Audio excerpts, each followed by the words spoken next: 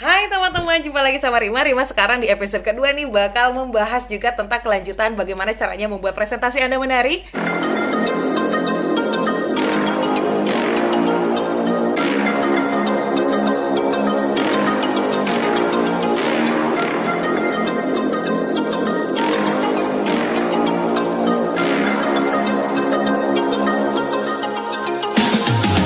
Kalau di episode pertama kita sudah belajar tentang opening, sekarang kita akan belajar yang kedua adalah tentang bagaimana caranya mentransfer apa yang kita presentasikan gitu ya, supaya diterima dengan baik dan mudah diingat.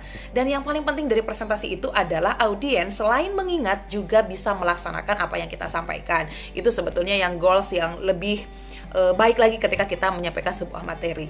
Ya, kemudian kalau berbicara teknik, tentu saja banyak juga teknik-teknik untuk menyampaikan sebuah materi. Rima bakal 3 aja nih kupas bagaimana caranya untuk menyampaikan sebuah materi. Jadi teknik yang pertama itu bisa menggunakan teman-teman yang namanya 5W1H. Kalau teman-teman belajar ilmu reportase, aku sih sedikit mengulang dulu pernah diajarin ya di radio, kemudian membawakan sebuah berita itu caranya bagaimana. Itu bisa efektif teman-teman ketika kita ngeblank banget nih di mana ya, mulainya dari mana ya, kemudian nanti akan berujung kemana gitu. Jadi 5W1H ini tentu saja berbicara tentang what, why, when, where, dan who gitu ya. Dan satunya how, bagaimana caranya. Tapi kalau aku sih lebih senang memunculkan why-nya dulu di awal. Karena ketika kita sudah memunculkan kenapa ini penting gitu, orang kemudian dengan tanda kutip menjadi tersadar dan mereka mau mengikuti apa yang kita presentasikan itu. Jadi 5W1H bisa menjadi panduan.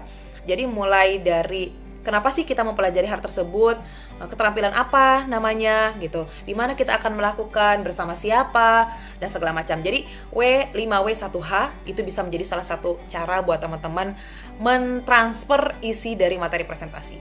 Kemudian yang kedua itu ada namanya teknik 3. Aku senang banget kalau menyingkat sesuatu itu dengan 3. Biasanya sih mudah diingat. Misalkan yang sekarang lagi tren nih, teknik 3 itu seperti ini. Kita akan membahas tentang cara pencegahan misalkan COVID-19. Nah, pemerintah mengadakan yang namanya 3M, teman-teman. M yang pertama itu adalah mencuci tangan. Yang kedua, memakai masker. Dan yang ketiga adalah menjaga jarak.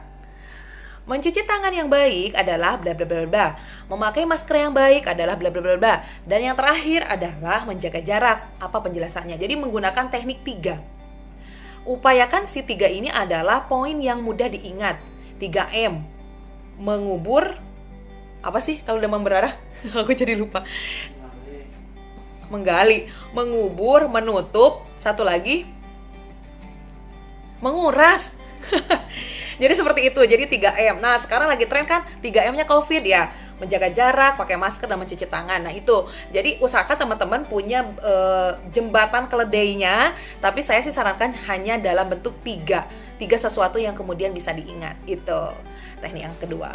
Kemudian teknik yang ketiga itu aku sih lebih sering atau lebih senang dengan menggunakan teknik yang namanya kronologis atau urutan waktu.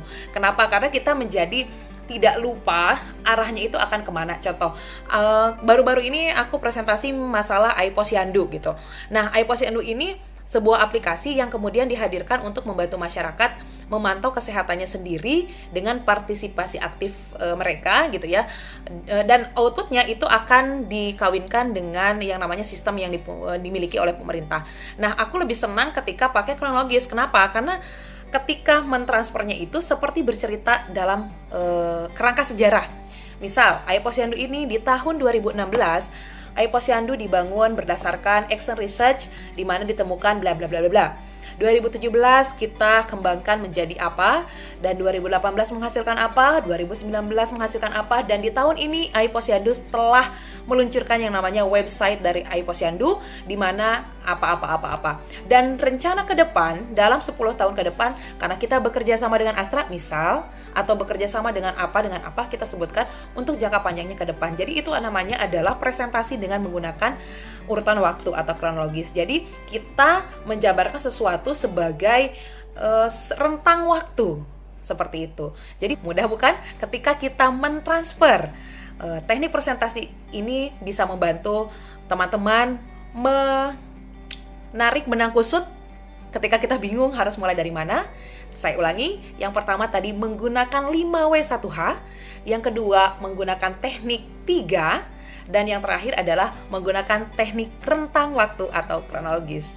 Sekian, semoga bermanfaat dan jangan lupa tungguin di episode selanjutnya, yaitu dengan teknik closing sebuah presentasi.